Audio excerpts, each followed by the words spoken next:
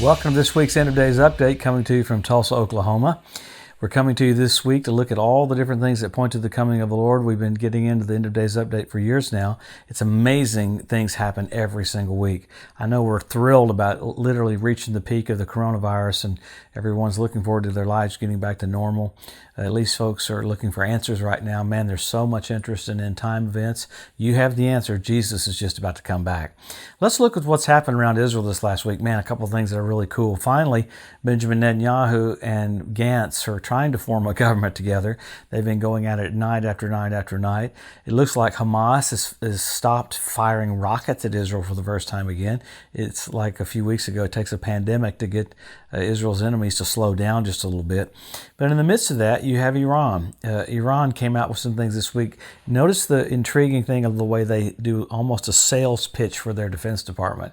They announced and made a big proclamation about their naval underwater basically security system that's enabled them to basically have an underwater radar, which is really amazing for them to have. They only have about 12 submarines, and a lot of them are mini subs, but it's a very sophisticated thing that they've had. They've lied about it in the past, but it looks like they brought it to pass. Now, why would they say that? Why would they bring that stuff out? Well, because they're getting close with their enrichment of uranium, and they know that Israel is going to have to preemptively strike them to shut down a nuclear strike against Tel Aviv. I remember what this one naval commander said to me one time. He said, we're not concerned about really a nuke coming from Iran. We're concerned about Iran buying a suitcase nuke and walking it into Tel Aviv. So that's what they're trying to keep from happening, is a total destruction like that. So, man, you have that happening. This is really amazing. You have the Sea of Galilee overflowing with water. 10 years ago, there was such drought that they asked the rabbis, when will the Sea of Galilee get full again? He said, at the arrival of the Messiah. So, man, they're freaking out. They know that Jesus is just about to come back. So you have all these little elements leading up to it. I mean, you got what the Bible talks about. Even in Idaho this last week, you had 238 earthquakes in Idaho. I said it many times for several years. Oklahoma was the epicenter of seismic activity with earthquakes in Oklahoma. We moved from California to Oklahoma, and all of a sudden Oklahoma started having all these earthquakes. So it's crazy to see little things that lead up to it. I mean, you had foxes on the Temple Mount. You had fish showing up in the Dead Sea. You had the ritual baths around the Temple Mount fill up with water the last few weeks. So you got little things that point to the coming of the Lord. You had America move their Harry S. Truman Battle Strike Group aircraft carrier out of the Mediterranean. It was parked right off the coast of Iran, and just to keep them at bay, but now it's gone over to the Pacific. So you've had literally Syria having an explosion of the coronavirus, and in the midst of that, you have Turkey doing what they've been doing the last few weeks. They keep calling on Islam. This is the thing that intrigues me, that they say this out loud, calling on Islam to ascend into Israel to the Temple Mount and to take over Jerusalem. In the midst of that, this is the cool thing that freaked me out. Benjamin Netanyahu, the Prime Minister of Israel, on TV talked about how there was a supermoon, pink moon, the same night as the night of the Passover, when the epidemic was there, just before the death angel came and they put the blood on the doorpost. He said it was significant that it was the same night, the other night before Passover. Kind of crazy when the prime minister is talking about the coincidence of the flawlessness of the timing of things like that. Pretty wild. Why is that a big deal? Jesus is about to come back. Remember, we get into all these things because when you see the finish line, you accelerate. You don't run slower. I've heard people go, well, the rapture is an escape theology. No, when you see the signs of the coming of the Lord, which the rapture and the coming of the Lord are two separate events, man, the rapture is 7 or 8 years before the second coming, and everything we get into every week are second coming signs. So how wild is that? So when you see all these things, you run faster and accelerate. Remember, the whole purpose of all this information is He loves you so much. He wants you excited. He wants you expectant. He wants you hopeful. He wants you filled with joy. I know with Colleen and I, when we got married, the day of our wedding, I'll never forget it. She had her and all her bridesmaids getting their makeup on and everything, and I had my best man bring a gift from Tiffany's to her while she was getting ready, and I had one of my best buddies playing the piano in the backyard so she could hear one of her favorite songs. I wanted to have her filled with joy the day we're getting married. Jesus wants the church filled with joy. Now, if I think like that to surprise my wife to be, think how much more the Lord has surprises for us. So in the midst of all these bad things that are happening in the earth, this is the time for the church to shine, because the King is about to come back. with all these different things that are happening pointing to the coming of the Lord, with Turkey, with Libya, with Jordan, with Iran. You have all these nations that have picked the sides that Ezekiel 38 said they would pick. So we're privileged to see all these things come to pass. So what do we do every single week? We always go look at the signs. Now, what are these signs for the coming of the Lord? Why are signs a big deal? If you're driving from Tulsa to Dallas, the signs tell you you're 212 miles away. Next sign says 180. Next sign says 150. Next sign says 120. You don't freak out. The signs bring you peace that you're headed in the right direction. So let's look at the biggest signs that we get into every single week. Number one, Israel made a nation, the fig tree budding in 1948. Amazing. All right, 1967, Jerusalem being won back. Jesus said the generation or the group of people that sees those two events will not pass away till all is fulfilled.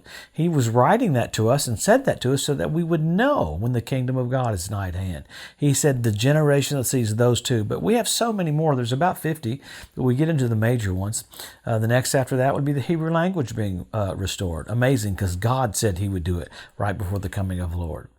After that, you got the Ethiopian Jews brought back. You got 18,000 airlifted in one day. Remarkable, because God said he would bring them back. After that, you got the fertility of the land of Israel. The land preaches that there's a covenant that God gave them. I mean, you talk about the desert blossoming and blooming. It's remarkable to stand on Mount Carmel and look down over the valley of Megiddo and look at how prosperous and blessed it is, because God said it would be that way. I mean, after that, you got the Temple Mount Institute. They're ready to start having sacrifices. I mean, remember Netanyahu got a letter from the Sanhedrin last week desiring to have sacrifices on the Temple Mount. They did it on the edge of the Temple Mount last year. The year before, they got arrested. Last year, they did not get arrested. So remarkable things are happening that point to his return. So after that, you got the United States of Europe, the EU. You've got the revival of the Roman Empire. Look at the Capitol building in Strasbourg. It's not similar to the Tower of Babel. It's identical to the Tower of Babel. So you have all these that are happening right in front of our eyes, tangible, physical. Men will be lovers themselves who have selfie sticks. Had a guy in Los Angeles when I was there last year. He almost got hit by a car. He had 2 selfie sticks taking pictures of himself. How crazy is that? So you have all these things that are tangible. Then you go from signs to signals. Once you go from Tulsa to Dallas, once you get into Dallas, you don't need signs telling you you're getting close. You're in Dallas, but you have traffic signals. Now, the biggest ones we had were blood red moons. Pretty radical. 4 blood red moons in a row on Passover and Tabernacles. NASA calls it a tetrad. When's the last time you had 4 in a row on Passover and Tabernacles? 1967, when Jerusalem was won back. 1948, when Israel was made a nation. 1492 at the Edict of Expulsion, when the Jews were kicked out of Spain. Pretty radical to have blood red moons. I heard people go, well, nothing happened on the blood red moons. They're not supposed to. Those are indicators. Just like when you turn your blinker on, you're indicating you're about to turn. You're not turning, but you're going to turn. So God's so sweet and so merciful. He's trying to wake people up, say, hey, I'm about to come back to the planet. After that, you got the Bethlehem star. This last year, first time in 2,000 years, Jupiter, Regulus, Venus came together at the birth of Jesus. The constellation was Virgo. This last year, the constellation was Leo, because he's the lion of the tribe of Judah. Then you had Mercury do a flyby of the sun, went down directly over the Temple Mount at sundown. The planets formed a sickle, the moon formed a sickle.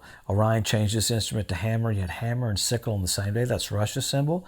Why is that a big deal? We go so fast through this, but why is that a big deal? Russia's going to come down on Israel in the Ezekiel 38 war. Why do we know that happens after the rapture? Because God intervenes. In this dispensation, he doesn't intervene. It's going to go back to Old Testament time during that 7-year period called the tribulation. That's why the church has to be taken off the earth, because he gave the church all authority. So many things at play here, because you're getting a setup for the king. It's just like Joseph. Jesus is going to reveal himself to his brethren here at the very end. It's the most amazing, flawless setup ever was or ever will be. Man, so this last week we celebrated Easter. We're so amazed that Jesus let himself be beaten and killed, was raised from the dead. You show forth the resurrection this next week. Show them that Jesus is alive and well. So what do we do with all the info? Help your local church, help your local pastor.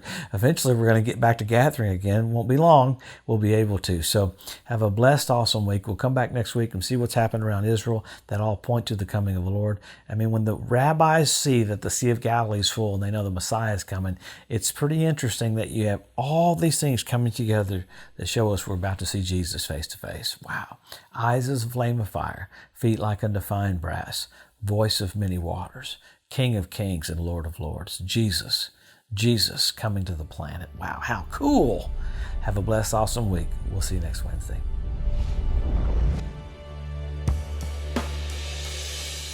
Thanks for joining us today at the End of Days Update. If you'd like to be notified every time there's a new post, just go to the EDU at josephmorris.com and subscribe to receive email alerts. If these posts and updates have been a blessing to you, please consider making a one-time donation to help get the message out, or even becoming a monthly partner with Joseph Morris Ministries. Thanks again for tuning in to the EDU, and we'll see you next week.